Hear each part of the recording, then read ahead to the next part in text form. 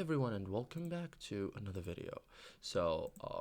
Are you having a problem with Etsy order? Whether your item hasn't arrived damaged, or isn't as described, Etsy allows you to officially request help directly through your order page. So in this guide, I will show you step by step how to request help with an order on Etsy in 2026 cleanly, correctly, and like a pro. So first thing first, we have an important reality check. You must contact the seller first. Etsy allows escalation if unresolved.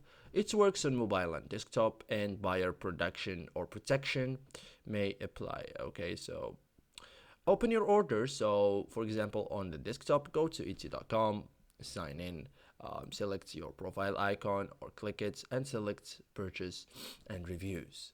Okay, so choose your order details page open. Okay, scroll down in order details, tap help with order. Okay, and select the issue: item not received, item arrived damaged, item not as described, for example, or problem with order.